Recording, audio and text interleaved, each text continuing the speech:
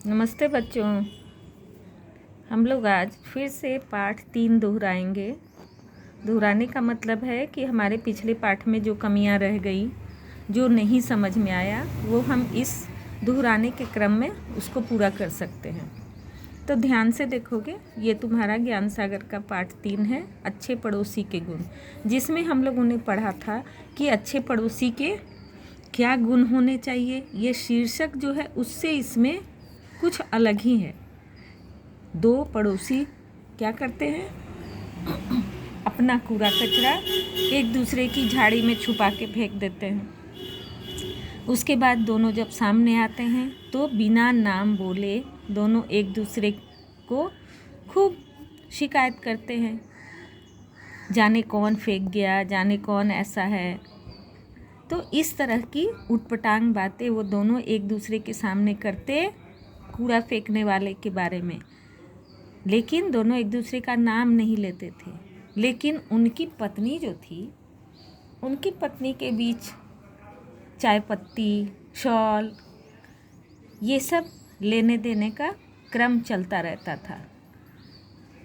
तो इसी प्रकरण पे आधारित ये कहानी है जो हम लोगों ने दोहराया था, और उसका संक्षेप यही था कि पड़ोसी जो थे वो एक दूसरे के घर नहीं जाते थे, लेकिन छुपे छुपाए अपना कचरा ज़रूर एक दूसरे के झाड़ी में फेंक देते थे, और बाहर जब मिलते तो बहुत अच्छे से एक दूसरे का हाल चाल पूछते थे। ये था अच्छे पड़ोसी के गुण, ये इनके हिसाब से, इस चैप्टर के हिसाब से। यहाँ मैंने कुछ अंडरलाइन कर रखा है। हम वक्त ज़रूरत उनकी सहायता में तत्पर रहते हैं। हमें पता है कि केबल टीवी नई पीढ़ी के लिए कितना नुकसानदेह है। ये एक दूसरे के घर आते जाते नहीं थे, लेकिन एक दूसरे का इस तरह ख्याल रखते थे। क्या करते, लिहाजा मौका मिलते ही उनकी केबल का तार काट देते थे। कभी कचरा फेंक देते थे, कभी तार काट देते थे। देखो कैसे पड़ोसी थे। हमें लगने लगा है कि व्यक्ति और देश के पड़ोसियों के व्यवहार में खास अंतर नहीं है। आखिर देश की इकाई भी व्यक्तियों के समूह से ही बनती है। जैसे हमारे पड़ोसी हमारे प्रति प्रेम और सद्भावना रखते हैं, वैसे ही हमारे पड़ोसी देश भी। शांति, अहिंसा और आंतरिक मामलों में हस्तक्षेप न करने का उसूल हर पड़ोसी देश संसार के सामने सार्वजनिक तौर पर अपनाता है। लेकिन क्या होता है, कभी कभी सीमा क्षेत्र में गोलीबारी हो जाती है। उनके जासूस शहरों में बमबारी की योजना बनाते हैं। तो इस तरह का पड़ोसी धर्म ये लोग भी अपनाते थे। यहाँ कुछ प्रश्न उत्तर है जो हम लोगों ने किया था। लेखक पड़ोसी के प्रति अपनी उदारता का परिचय किस प्रकार देते थे? उनके झाड़ी में कूड़ा कचरा फेंककर। पड़ोसी की केबल का तार काटने को लेकर लेखक क्या तर्क देते थे कि भाई बच्चे बिगड़ जाएंगे ज़्यादा टीवी देखेंगे तो। लेखक ने व्यक्ति और देश के पड़ोसियों की तुलना क्यों की? वो इसलिए कर रहे थे, अभी जैसा हम लोगों ने पढ़ा ना कि सीमा पे गोलीबारी होती रहती है, लेकिन सार्वजनिक तौर पर क्या होता है कि भाई हम अहिंसा अपना रहे हैं, हम सद्भावना का भाव रख रहे हैं एक दूसरे के प्रति। तो पड़ोसी जो थे वो इन्हीं से मिलते जुलते स्वभाव के थे, इसीलिए इनकी तुलना की गई है। पाठ के आधार पर बताइए कि अक्सर पड़ोसियों में किन बातों को लेकर बहस होती थी। तो बहस किस लिए होती थी?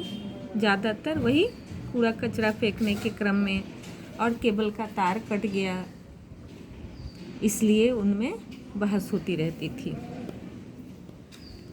आगे है, गलत कथनों के आगे गलत लिखना है और सही के आगे सही का निशान। ये तुम्हारे पाठ से ही दिया रहता है, तुम लोग करते ही रहते हो। तूश के शॉल पर चटनी का दाग लगने से लेखक की पत्नी बहुत परेशान थी। सही बात है। लेखक का व्यवहार अपने पड़ोसियों के प्रति उदार था, बिल्कुल गलत। लेखक को पड़ोसी की पत्नी के स्वास्थ्य की चिंता थी। हाँ थी, क्योंकि बराबर वो पूछते रहते थे। अब सही में चिंता थी, ये तो उनका मन जाने।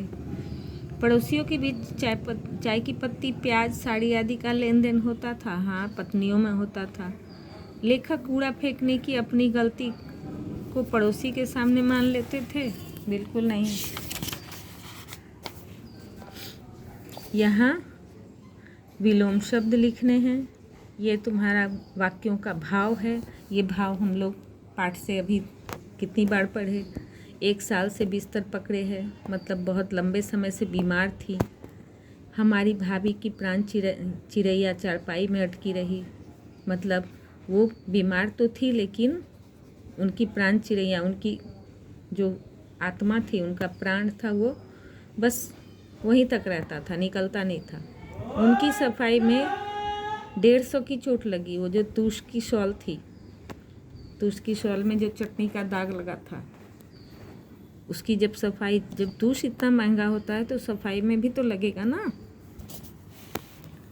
और ये यहाँ बहुत अच्छा दिया हुआ है। पड़ोसी का नाम लिखिए, पड़ोसी के घर के सदस्य का नाम लिखिए, पड़ोसी की कोई 2 खास आदतें जो आपको पसंद हैं उसके बारे में लिखिए, पड़ोसी की कोई 2 खास आदतें जो आपको पसंद ना हो उसके बारे में।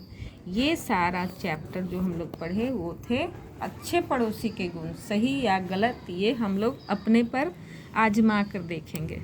ठीक है बच्चों, पढ़ो, समझो, दोहराओ। Bye bye.